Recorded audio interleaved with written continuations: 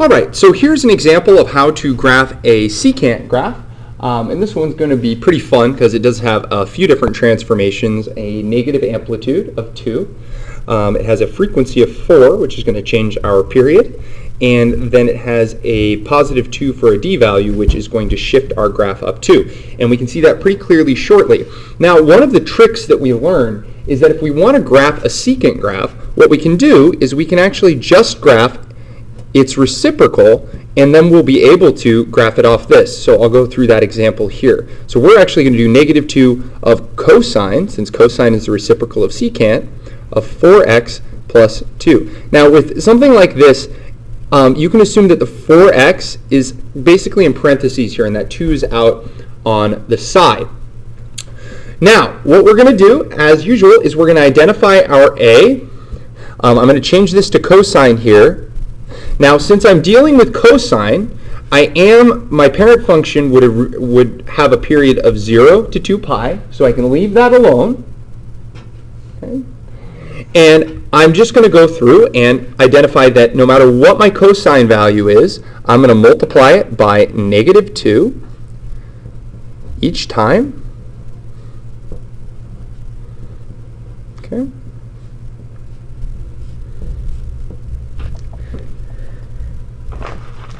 Right?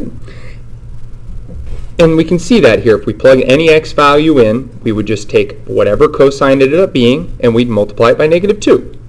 So this is going to affect our amplitude, and what it's going to do is it's going to flip our amplitude. So instead of a cosine graph, which normally starts at its peak and then goes down to its valley eventually, it's going to start at the very bottom, or one of its valleys, and go up to its peak midway through. And we'll see that more clearly in a moment.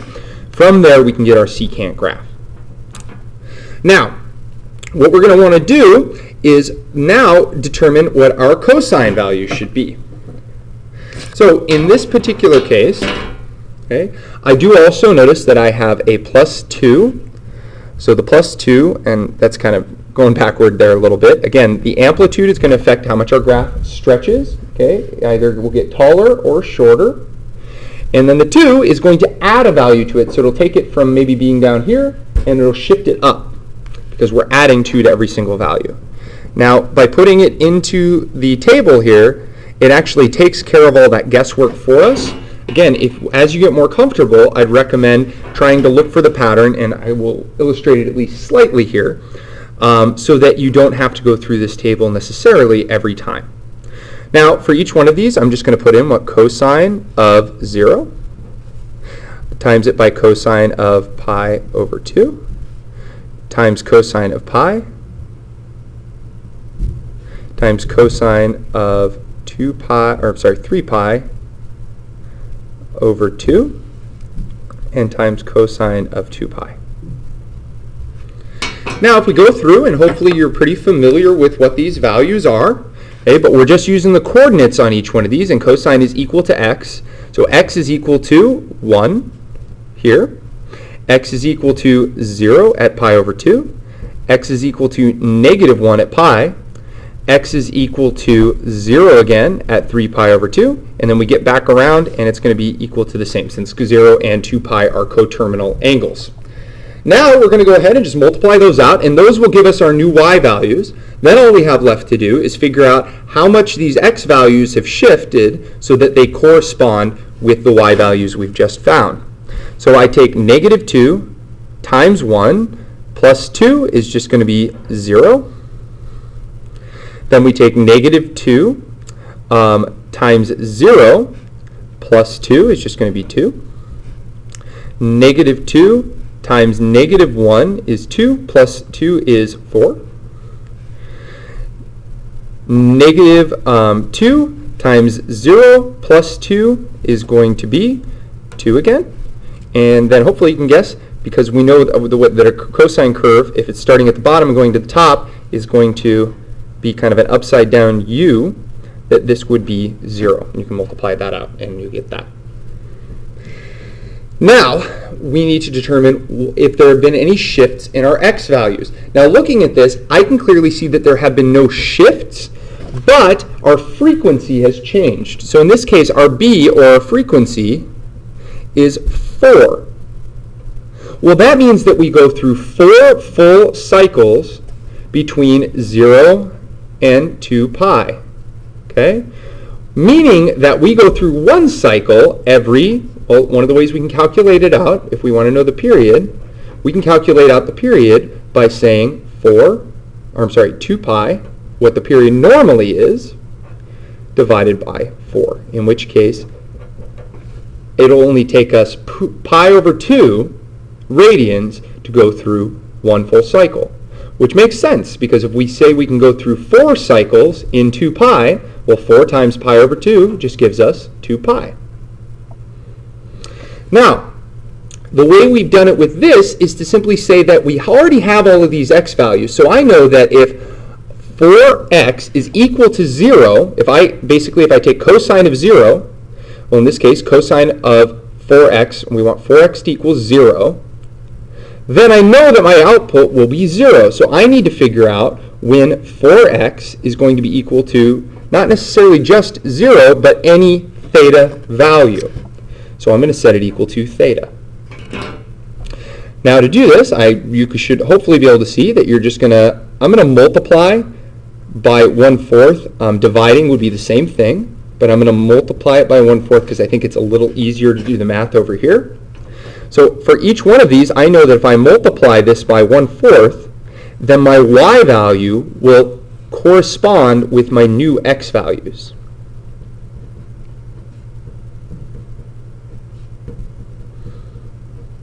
Okay.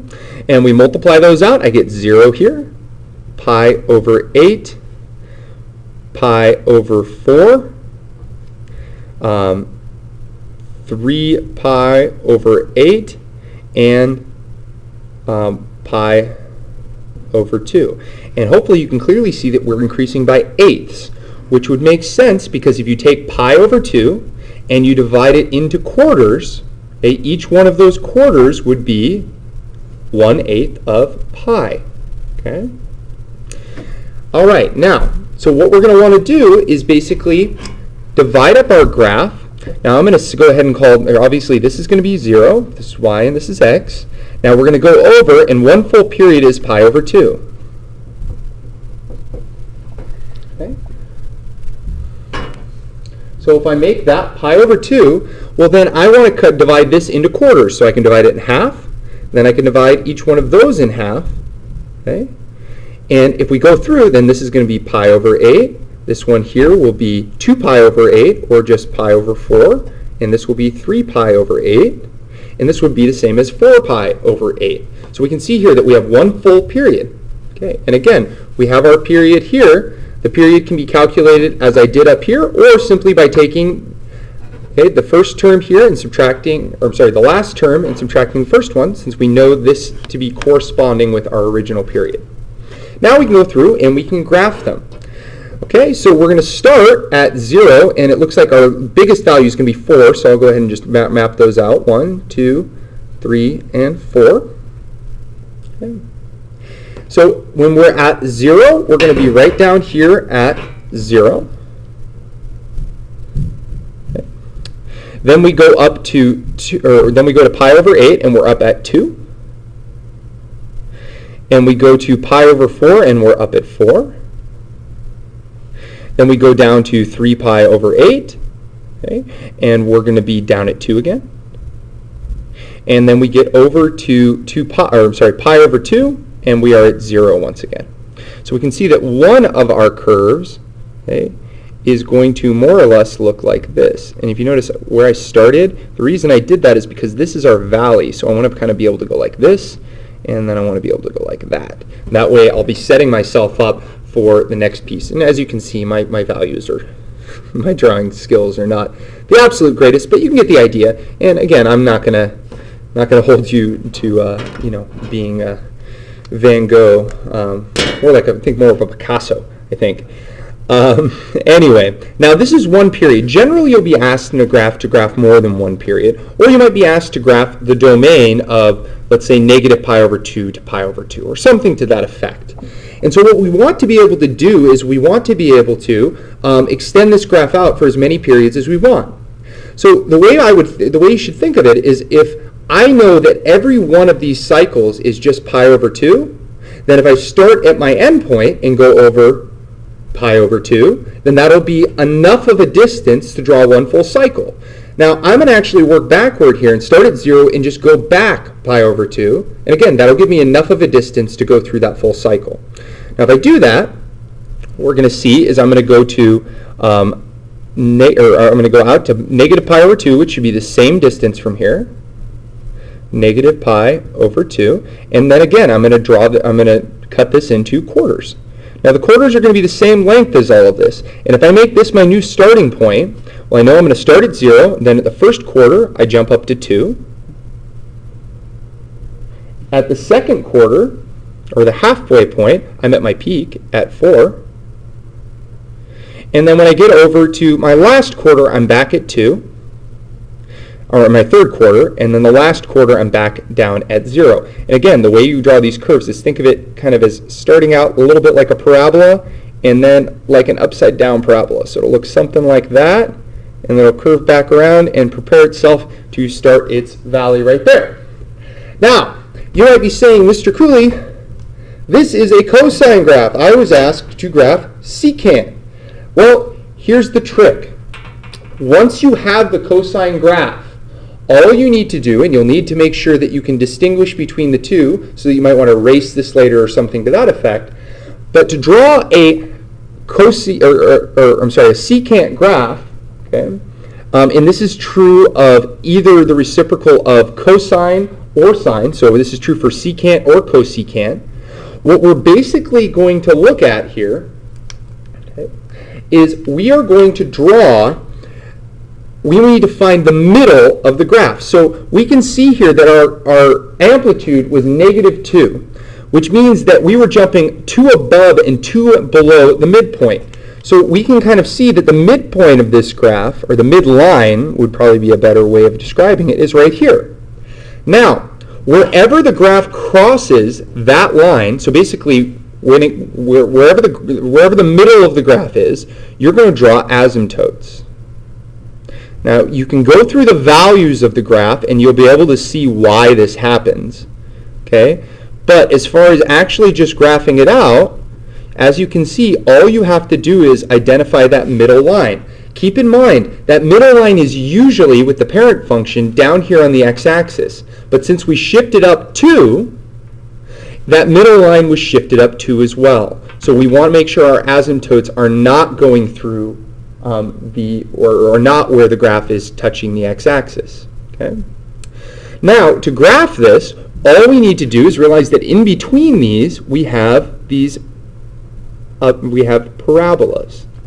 So on the peaks, we're going to have these right-facing up parabolas, and as you can see, they basically mirror, okay, from here to here, and it just kind of mirrors itself. Okay? Now, on the bottom, we're going to do that here, and then you can see here that we're kind of cut in half. So if we're really only drawing 2 periods, then we would draw it like this. Okay, and this one here, we would just draw this way. Because technically we're saying we're just doing 2 periods, and if we go to the right of this, that's more than 2 periods. We go to the left of this, it's more than 2 periods. And that is how you graph a secant graph. And as I said, if you wanted to graph cosecant, any cosecant graph, you would simply graph its reciprocal sine, okay, and then do the same exact thing that we did with our secant graph here.